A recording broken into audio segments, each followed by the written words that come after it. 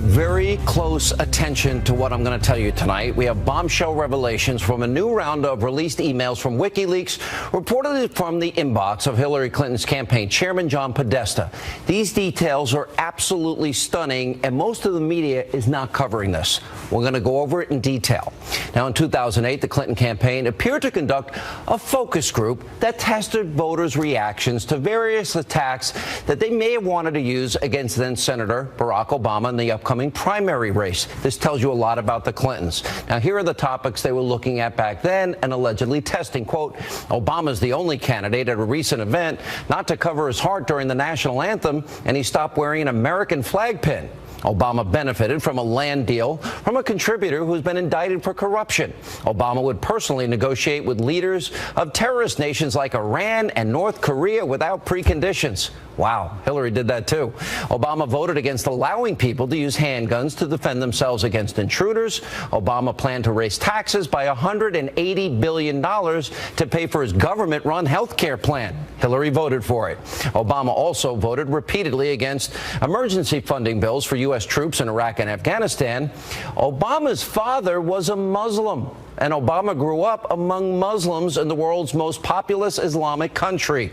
Obama is ranked as one of the 10 most liberal members of the Senate because of his support for issues like gay adoption. Obama voted against requiring medical care for aborted fetuses who survived that procedure. Obama supports giving driver's licenses to undocumented immigrants. By the way, Hillary supported that too. Obama described his former use of cocaine as just using a little blow. So here's more proof that the Clinton campaign has been pushing this Muslim narrative all along. Now, these stunning facts exposed by WikiLeaks, it's only a small portion of what has been uncovered with these released emails. Now, we've also learned that what Hillary Clinton tells you, the American people, about her policy positions in public is very different from what she says in private. You think Clinton would be ashamed to admit that she lies to you, the American people, but no, she actually brags about doing exactly that in a 2013 Wall Street speech where she was paid $225,000. Here are some of her major contradictions. Now, she says she wants to increase the number of Syrian refugees coming into the country by 550%, but the WikiLeaks emails show that in a speech in 2013, she admitted that refugees cannot be properly vetted and could put countries they enter at risk.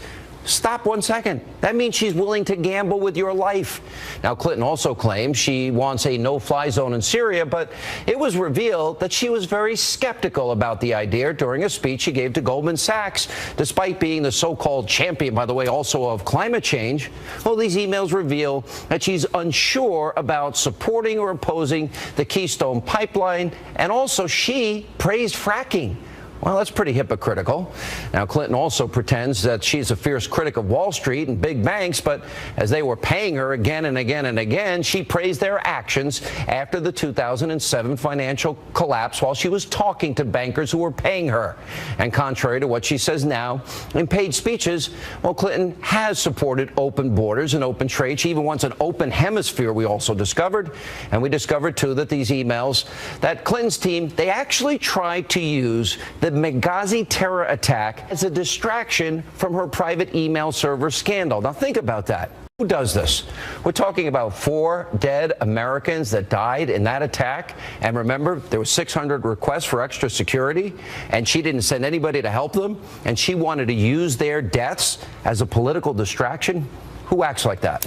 And speaking of her email scandal, serious red flags are being raised tonight after emails released earlier today show that John Podesta emailed Clinton aide Cheryl Mills, quote, "You think we should hold emails to and from the POTUS," meaning the President of the United States? Well, that's the heart of his executive privilege. Now, we can get them to ask for that. Now, they may not care, but it seems like they probably will. So it appears now that President Obama did, in fact, know that Clinton used a private email account, despite publicly saying to you that he learned about it from press reports, just like we did. Now, this shows the Clinton server scandal may very well reach the highest level of government. Mr. President, what did you know? And when did you know it? Now, to me, this helps prove why Clinton's IT team, remember, they used BleachBit to permanently delete tens of thousands of emails instead of wiping it clean with a cloth. In my opinion, it explains the very suspicious, very questionable actions of the FBI Director James Comey and the Attorney General Loretta Lynch, and why Bill Clinton, of course, met privately with Lynch on her private plane for nearly 40 minutes just before she rendered her decision. Now, they couldn't bring charges against Clinton or investigate this too much. Why? Oh, Obama looks to be directly tied to Hillary's scandal. Now, simply put, for President Obama, this would be the equivalent of Watergate. Plus, WikiLeaks also discovered that the campaign was tipped off, in other words, collusion with the Department of Justice about the release of information about Hillary's private email server. And on top of that, collusion with the State Department, because the State Department gave the campaign a heads up about when emails related to the Democratic nominee would be released to the public. But the revelations don't stop there. Now, WikiLeaks also uncovered more about the inner workings of the Clinton Foundation. This is interesting. This is pay to play. Chelsea Clinton in 2011 raised those questions about corruption, about pay to play, and those practices going on inside of her family's charity. But her complaints were ignored, and she was even viciously attacked for speaking out by one of her father's longtime aides, Doug Bann. Well, he called Chelsea a spoiled brat. Now, keep in mind, as the AP has previously reported, remember, 55% of non-governmental people who met with Hillary Clinton while she was Secretary of State, they ended up donating or pledging money to the Clinton Foundation. Is that selling access? Now, ABC News is also reporting that after the 2010 earthquake in Haiti, remember, 150,000 people died, a reported $10 billion in relief aid was being dedicated to that disaster. At that time, Hillary's State Department gave special treatment to Bill Clinton's friends who may have been looking to cash in. Now, the New York Post editorial board called this, quote, the most damning Clinton Foundation story yet. They made separate lists of their friends. Now, the Clinton Foundation, of course, denies this ever happened, but WikiLeaks says otherwise. And there's also more. There's also the blatant hypocrisy of Hillary Clinton and her campaign. Well, they labeled Donald Trump a racist, a sexist, a xenophobe, referring to his supporters, remember, basket of deplorables that are irredeemable. Bill Clinton said they're rednecks. Well, the released emails show that her campaign attacked and mocked Catholics and evangelicals, and that John Podesta, a left-wing activist, he was talking about fomenting revolution within the Catholic Church, and it should be infiltrated so they can inject their progressive values into the church. In one email, Podesta used the subject line, quote, needy Latinos, one easy call for the needy Latinos. And they also leaked emails from the Democratic National Committee. Remember, they showed a sleazy plan to post a fake job listing on Craigslist for a Trump company. The job requirements, no gaining weight, and that you must be open to public humiliation. Also on top of that, there's the issue of liberal mainstream media bias and how it has now become an extension of the Clinton campaign. Now, since 2008, what have I been telling you? Journalism in America is dead. But back then, the press refused to vet Senator Obama. And now we have proof that the abusively biased liberal media is now openly colluding with the Clinton campaign in what is clearly a coordinated effort to put Hillary in the White House. Now, what WikiLeaks found is disturbing. It should be very, very concerning to everybody in this country, because in emails we see that CNBC's John Harwood, remember, he moderated a debate, he offered advice to the Clinton campaign, praised Hillary, and bragged about attacking Trump at a primary debate that he was moderating. A New York Times reporter actually allowed the Clinton campaign to edit out certain quotes from Hillary before the story is published. By the way, they never let me do that. Also, the Boston Globe launched an effort to try and boost up Hillary Clinton while she was battling Senator Bernie Sanders in the primaries. Also, the head of Univision, he pushed Team Clinton to attack Trump even harder on issues like immigration. And after a trip to Michigan, the Clinton campaign bragged that every single interviewer was for her. Then over at CNN, Donna Brazile, while working there, appears to have shared a question with the Clinton campaign before a town hall on that very network. Brazile denies it, but the question seems verbatim. Also, there are revelations about how Hillary Clinton and her campaign feel about you. how they really feel about you, the American people. An email shows that Clinton hated using the term everyday Americans in speeches, and in prepared remarks, Hillary said she was far removed from the struggles of the middle class because of the fortunes her and Bill now enjoy, because they get $250,000 a speech from big banks and lobbyists and insurance companies and Wall Street firms and much more. Huge, huge, huge revelations. Joining us now with reaction, the author of the brand new book. It's out today. It's called Treason. Former Speaker of the House, Fox News contributor, Newt Gingrich. All right, here's what's amazing about this to me. Number one, you see the dark arts of politics that the Clintons played against Obama. That's now revealed in WikiLeaks. And on top of that, you got this collusion, full collusion with the media. They're an extension of Clinton. Then it's also the State Department. They're tipping off Clinton. The Justice Department is tipping off Clinton. The White House is helping Clinton with the email server scandal. And why?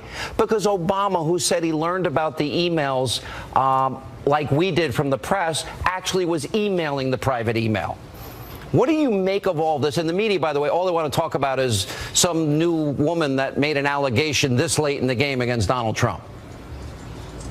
Well, look, I think you have to see the whole thing as the same thing. You have so much corruption underway now that, you get $1 million check from a dictatorship in the Middle East as a birthday gift for Bill Clinton. Well, in a healthy society, that'd be considered bribery. You get the richest man in Mexico donating millions of dollars to the Clinton Foundation, while he's also the major stockholder in the New York Times, which just happens to be doing everything it can to protect, Hillary Clinton. Can I just stop you? The $1 million check came from Qatar, a country that allows that its marital rape is legal. Well, it's also a country which Hillary herself had said was helping support and sustain ISIS. Yep. I mean, one of the things, WikiLeaks, there's so much material there that it's going to take a while for it to sink in. But WikiLeaks actually is going to presently give us an entirely new understanding of how sick and how dishonest and how corrupt the left is, and all of its mechanisms, the news media, the bureaucracy, the campaign. And at the center of it are the Clintons, and Hillary Clinton is the most corrupt candidate ever to run for president of the United States. And you're now seeing detail after detail after detail that it's beyond any reasonable question of the depth of their corruption and what they would bring into the White House. If you look at how the $10 billion was supposed to go to help the Haitians after the last earthquake, and what do we have happen? Yeah. We suddenly had friends of Bill, who came to not people who knew Haiti, not people who had particular skills, but friends of Bill, people who had donated, suddenly got special State Department treatment. This kind of stuff's surfacing now in a way that I suspect the average American over the next week or two is just going to be sickened by the repetitive example of corruption. Do you think it's a coincidence that here we are 25 days out of a campaign, and then all of a sudden, out of nowhere, 6 women come out and make allegations against Donald Trump? 6. And do you think it's coincidental it's happening right in the middle of a massive document dump that implicates the Clintons? Look, if you're the New York Times or CBS News or the Washington Post, and you're desperately propping up the most corrupt candidate in history, you're going to reach for anything. I think it's actually funny today that the man who was cited by that first woman being on the first-class flight in the airplane 30 years ago actually came out of the woodwork, turns out to be British, said, yes, I was sitting across the aisle, no, she's a total liar. I mean, all these things are all going to unravel. But it gives the media a chance for a few days to try to suppress the Trump voter, and I think it makes the polls highly inaccurate because you get 3 or 4 days like this, a lot of voters aren't going to say Donald Trump's name when they're called by a pollster, but they will answer Donald Trump. This is why Rasmussen is very different from some of the polls, because it doesn't require you to tell a person what you're going to do. That's pretty interesting. And I like what you're saying. It took me 10 minutes to outline just the headlines of what is There's so much here about collusion with the media, collusion with the State Department, collusion with the Justice Department and the White House knowing and Obama lied, and they're talking about erasing emails that are under subpoena. There's a lot here. All right, well, more with Newt Gingrich right after the break. Also, WikiLeaks helped reveal just how much the White House knows about the Clinton server scandal. What did they know? When did they know it? Should the case be reopened? Judge Janine Pirro, Kimberly Guilfoyle weigh in later tonight and more.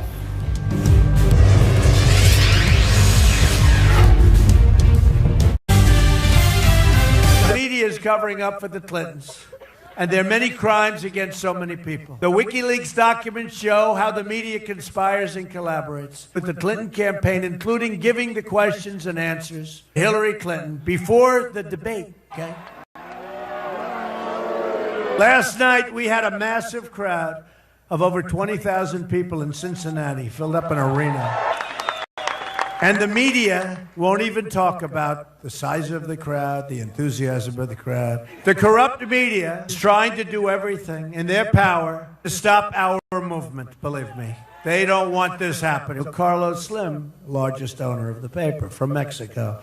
Reporters at the New York Times, they're not journalists. They're corporate lobbyists for Carlos Slim and for Hillary Clinton. These lies spread by the media without witnesses, without backup or anything else, are poisoning the minds of the electorate.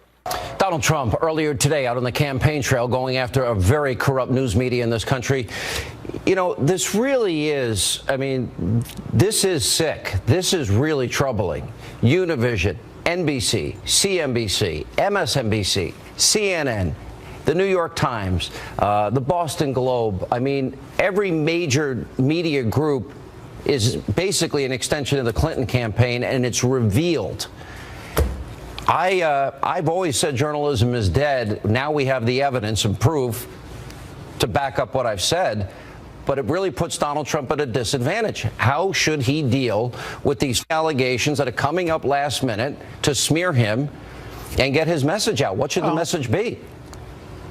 First of all, Barry Castleman wrote a blog this week in which he said this was literally a media coup d'etat. This was an effort by the media starting last Friday to replace the chosen nominee and destroy the chosen nominee of one of our two major parties. And it was an all-out effort, virtually a lynching by the news media.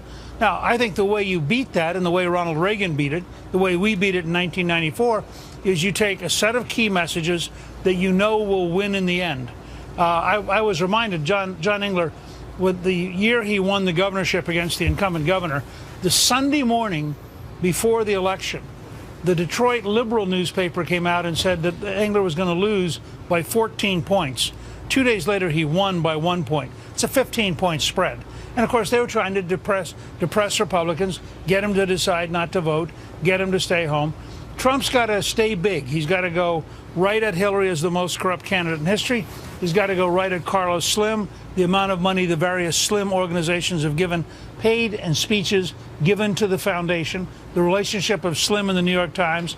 And I love it when the head of the New York Times explains, that there's no real relationship. Right. The richest guy in Mexico, who is your biggest single stockholder, has no real effect on you. Give me a break. The level of dishonesty is breathtaking. And I think you see it in the Washington Post. But it looks like Trump's going to have to do it by himself. I mean, you and I are the only ones that will tell this story. Well, I think, but Trump, listen, the thing that makes Trump so remarkable is if he stays at the level he was at this afternoon, if he hammers home the facts, if they, as they did last night when they took on Hillary for her Brazilian secret speech where she said she really wanted a hemisphere without borders. And Trump took her head on and said, look, that means 600 million people could come in the U.S. That means Mexican drug dealers, Colombian cocaine dealers, MS-13 from El Salvador could all come in this. When you get that message out there, and between social media, the giant rallies he has, remember, you get 20,000 people at a rally, you have 20,000 people on Facebook, you have 20,000 people on Instagram. That's a good point. I mean, I've been at these rallies, so he creates his own mini network everywhere he goes, and it's much more than just the people in the room. It's all of their electronic connection. The message is very simple. Are you going to let a corrupt media decide the fate of your country? It's a profound, deep question, and there's a lot of work to do after this. By the way, now you and I have to end on a happy note. This is the first event on television ever of Ellis the Elephant, the plush toy version. Now, by the way, tomorrow, while you're saying that, you're going to be at Barnes & Noble in Fairfax, Virginia. What time tomorrow? We'll be there at 1 o'clock, and Calista and I will both be there. And the real Ellis the Elephant will be there also for pictures with kids. So it'll be a lot of fun. Next week, you're at the Nixon and Reagan libraries that people want to see out there. We sure are. Are you going to be in Vegas?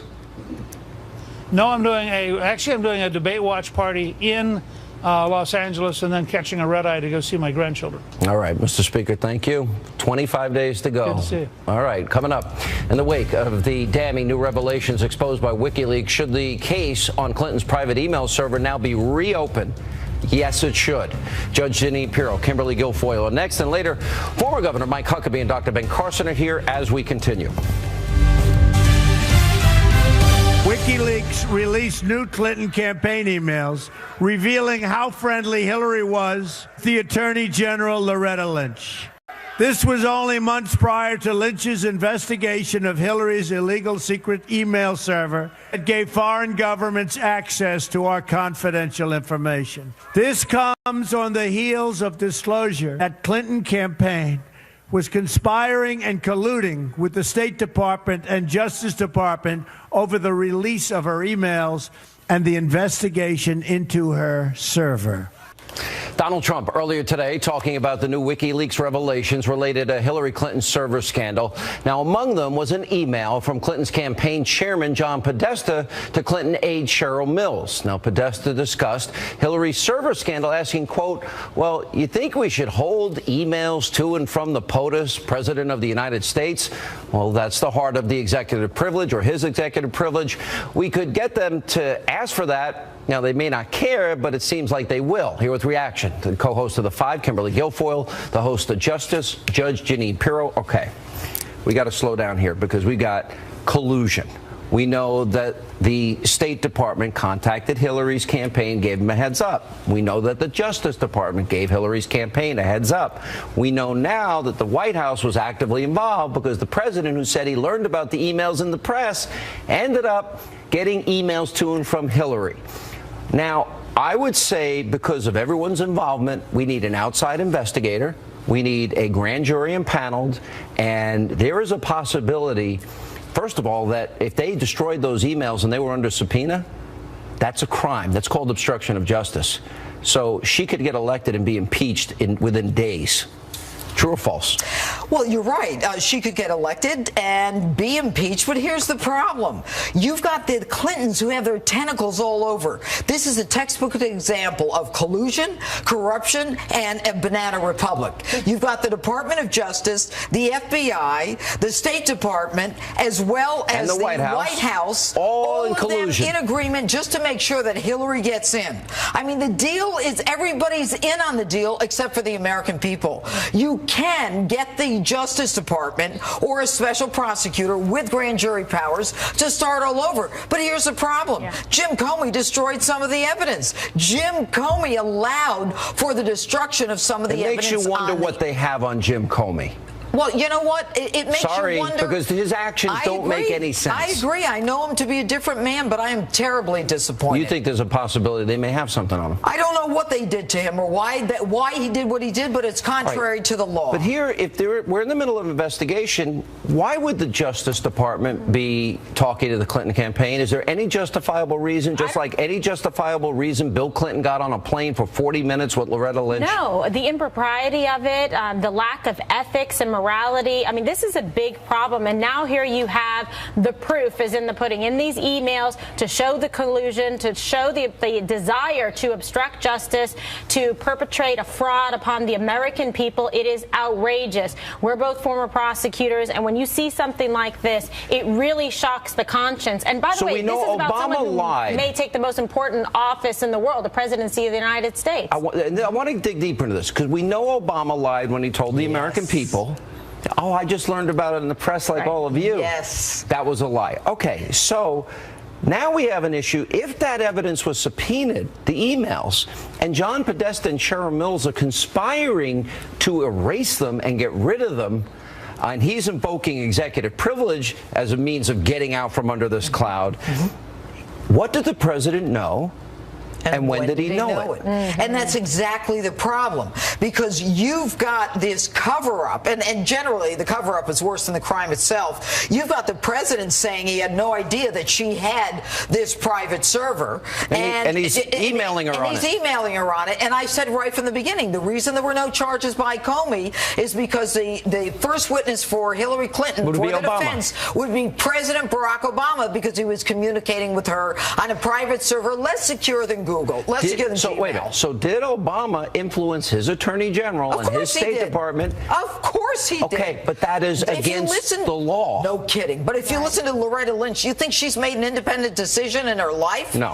When she meets with Bill Clinton on an airplane, and then 2 days later Hillary Clinton says, if I become president, I'm going to appoint her attorney general. This is a banana republic, and we're the stooges in it. Well, and it's the way the Clintons do business. It's the way Bill Clinton, Hillary Clinton, the Clinton Foundation, and by the way, they were passing out immunity like party favors to everybody, including Cheryl Mills, who was also advising Hillary at the time. So basically they did it to shut the case down. Right. Exactly. You're going to have to ask a judge, too, to set aside, perhaps, some of the immunity grants. But in a proffer agreement, isn't it given specific information that you're going to hand over? Right. So there may still be some openings somewhere, but I'm assuring they probably dotted their I's and crossed their T's here. The proffer agreement is only issued by the Department of Justice when the person making the proffer is offering them evidence of a crime. Otherwise, there's no point of giving immunity. Why would the FBI ever agree as part of the deal to destroy evidence? Because they wanted to get rid of it, pure and simple. Sometimes the most simple answers are the ones that first come to mind. Right. And so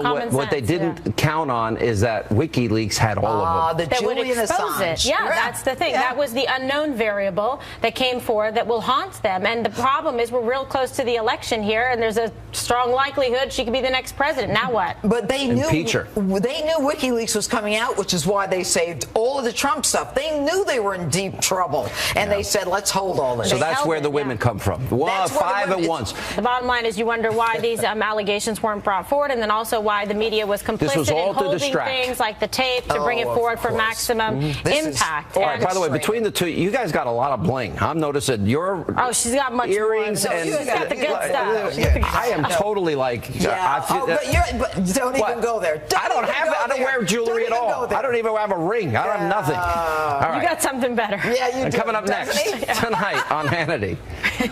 If I watched Fox News, I wouldn't vote for me. I understand. If I was listening to Rush Limbaugh, I'd say, man, that was terrible. Here's Obama back out there campaigning and for Hillary Clinton and attacking talk radio. Conservatives, Fox News, big shock. Former Governor Mike Huckabee, Dr. Ben Carson will weigh in as we continue. Obama was out campaigning for Hillary Clinton yesterday. Instead of talking about her record, well, he began criticizing Republicans, talk radio, Fox News. Wow, back to the same old, same old. Watch this. Some of these folks on talk radio started talking about how I was the Antichrist. This is in the swamp of crazy. Look, if I watched Fox News, I wouldn't vote for me. I understand. If I was listening to Rush Limbaugh, I'd say, man, it's terrible. Joining us now, two former 2016 GOP presidential candidates, former Arkansas Governor Mike Huckabee, Dr. Ben Carson. With all the revelations, Governor Huckabee, with the collusion with the Clinton campaign in the White House, the collusion with the State Department, the collusion with the Justice Department, doesn't it seem odd, the timing, all the women in one day, right in the middle of the WikiLeaks dump, that show all of this, that show that even the president lied to us about when he got emails from Hillary? You know, it's not surprising to me, Sean, because this is exactly what I experienced in Arkansas at the hands of the Clinton political machine every time I was on the ballot. Within weeks, usually sometimes days of the election, there would be all manner of the craziest stuff imaginable being thrown, even lawsuits filed, everything you can imagine and more, to give the press something to talk about and write about other than the issues of the election. So it looks very familiar to me. I've not only seen it, I've been there in the middle of it before. and not the least bit surprised by it. Let me just say this. So far, we can't verify a lot of these allegations, but let me tell you what we can verify. We can verify that if Hillary is elected, we have a real good shot at losing religious liberty, the Second Amendment, the Fourth and the Fifth, having open borders, leaving open Israel hemisphere. to blow in the wind. We can verify that this country is going to take a very, very negative direction, and that's what we need to be focused on. And Dr. Carson, when you look at the collusion with the media seems they're not paying attention to some of the most profound things that have been revealed here. The propaganda efforts, the lying efforts, the collusion that has gone on here. No, they just want to talk about the new allegations while simultaneously ignoring Juanita Broderick, Paula Jones, and Kathleen Willey and Kathy Shelton, who I interviewed last night. So it shows that everything we learned in WikiLeaks about NBC, CBS, ABC, CNN, MSNBC, the New York Times, the Boston Globe is all true. That they're in bed with the Clintons. So the Clintons now want them to talk about the women that make allegations but only against Trump and ignore WikiLeaks. They're just taking orders from the Clintons, it seems. Yeah, it does seem that way. It's so predictable. And, you know, a week or two ago, I predicted that exactly this would happen. I said that the tape was not going to be the last thing. There'd be another thing the next week and another thing the next week, because that's what they do, because they don't want to discuss the issues. I mean, wouldn't it be refreshing to have an open and honest discussion between Hillary Clinton and Donald Trump about why he wants to lower taxes and why she wants to raise them? Explain the rationale behind that, why he wants to secure our borders, why she wants to have open borders. I think it will be a fascinating discussion, and the American people deserve to know the differences. We're not giving it to them. You know, Governor, when you look at the media, and that establishment is for Hillary, and that's now confirmed. And, you know, CNN feeding questions to Hillary, MSNBC being fed questions to ask Hillary in a lead up to an election. And then you got the Republican establishment. They're weak, they cut and run, and they never liked the insurgency of Donald Trump to begin with. Then you got the Democratic establishment. It's like everybody's against him. Then you see the poll numbers the way they are, Hillary in the lead in the polls. Do you think that Donald Trump has a fair shot at winning this at this point, 25 days out? Well, I do think he's got to start focusing solely on the issues that pack those rallies out by the tens of thousands. He can't let himself take the bait and respond to all these allegations, because then he spends too much time, just gives more attention, and he validates a lot of the accusations. So my advice, focus on the fact of the contrast between Donald Trump, Hillary Clinton, and it's major. It's significant. And by the way, I have to comment, when Barack Obama said that if everybody had listened to Fox News, he wouldn't have been elected, that proves right there, Sean, that people should have been watching Fox News and not all the other stuff, and maybe we wouldn't have had the past 8 years with a totally broken economy. All right, guys, thank you both for being with us. 25 days to go. When we come back, First Lady Michelle Obama, she's hitting the campaign trail hard for Hillary Clinton, but the Obamas and Clintons, they've not always been friends. We'll explain that in more detail as Hannity continues.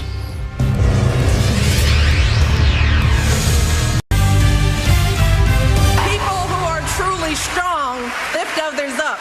People who are truly powerful bring others together. And that is what we need in our next president. We need someone who is a uniting force in this country. We need someone who will heal the wounds that divide us. Someone who truly cares about us and our children. Someone with strength and compassion to lead this country forward. And let me tell you, I'm here today because I believe with all of my heart that Hillary Clinton will be that president. All right, that was First Lady Michelle Obama praising Hillary Clinton at a campaign event yesterday. But back in 2007, when then Senator Obama was locked in a primary fight with Hillary Clinton, Michelle Obama was singing a very different tune. Take a look. One of the things, the important aspects of this race is role modeling what good families should look like. And my view is that if you can't run your own house, you certainly can't run the White House. Can't do it. Now, I wonder if the First Lady thinks after today's WikiLeaks document dump a little bit differently. Now, as we revealed earlier in the show, now the Clinton campaign back in 2008 appeared set on pushing a narrative that Obama's father was a Muslim. And they also wanted to bring up the fact that he liked to do blow, cocaine use. Joining us now, radio talk show host Rose Tennant, the author of Government Gone Wild. Kristen Tate is back with us. All right, so let's go over some of this.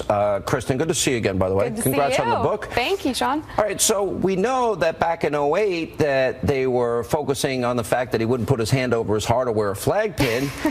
The Clinton campaign was saying he'd negotiate with terrorist nations like Iran and North Korea, that he voted against the use of handguns for people to defend themselves, that he was going to raise taxes by $180 billion to pay for Obamacare, that his father was a Muslim, and Obama grew up among Muslims, and he's one of the most liberal senators in the Senate, and it goes on from there, and he did a little blow. Yep, well, these Democrats are such flagrant hypocrites. But you know what? Michelle Obama is going to get up there. She's going to put her acting shoes on, bring out her shaky, upset voice to express how horrified she is. It's called politics, and Republicans need to get used to it. Trump's biggest foe right now isn't Michelle Obama. It's not Hillary. It's not even the media. It's the GOP establishment. Say what you will about the Democrats. They are very good at coming together when they need to win elections. Oh, they fight. Oh, well, they come together, though, when they need to. Meanwhile, the GOP is throwing the only candidate who can beat Hillary Clinton under the bus. I mean, look at Hillary's most effective ads. It's all other Republicans slandering Trump. And these establishment pukes think they are such angels for walking away from their imperfect candidate. You sound like candidate. me. I think you got talk radio in your future. There's no doubt about it. Rose, let me bring you into this. She does. She does. But you know something? They don't like each other. This is a phony act. And if Michelle Obama's so outraged over Donald Trump's tape, you would think maybe she thought, well, not that well of, let's see, Paula and Juanita and Kathleen and Kathy Shelton. You know, I'm sure Michelle Obama dreads getting up every day and doing the job she's got to do. I know Ed Klein has been telling me for years how much the Clintons are despised and disliked by the Obamas, the Obamas. But you know what, Sean? Something Kristen said. She's right. The real enemy is the GOP, and I wouldn't disagree with her at all. But I'd like to just remind everyone that the movie they're watching play out right now, with the parade of women that the left and the media is bringing out, happened before. If you remember Herman Cain, who was this black conservative that people really, really liked, he was wowing crowds. He was so dynamic in his speeches, so inspirational. I was at quite a few rallies with him. The people were falling in love with him. He could eat Obama for lunch in a debate, and that scared the left. So what did they do? They brought out the blonde bombshell from Chicago. Gloria Allred. What did you think? Let me showed ask up. Rose, It's the same cast of characters right now. How does they do this at 5 women just in the middle of the WikiLeaks dumps? So here we are, 20 days out. Let's just dump 5 women on them. So that's all the media is going to focus on, not what we're focusing on. The timing of all of this is very suspicious, but it's just a ploy to deflect people's attention away from the issues, away from Hillary's scandals, Will it work? And on to these Will this work? It is so far. The media has been, reporting on this stuff nonstop, and the GOP is just making it worse. What's Paul Ryan doing? He's spending his time trashing Trump. The GOP elites say they hate Trump. They created Trump. They were in the Congress for 8 years. They gave Obama everything he wanted. There was no pushback. Now the voters are fed up, and this is what we've got. Rose, last word. Well, you know what? I'd like to say that I don't think it's going to work. They're trying the same play from the same playbook, and it's not going to work this time. Not with Donald Trump. It just won't. And I'll tell you something else. As long as Donald Trump stays on the offense and doesn't go to defense, he can win this. That's what he did at the debate. When he came off the debate and showed up at his rallies, people were going crazy. And that's what he needs to do, stay on the offense. Yeah. Good to see you both. Appreciate it. And when we come back, we need your help. Very important question of the day. Straight ahead.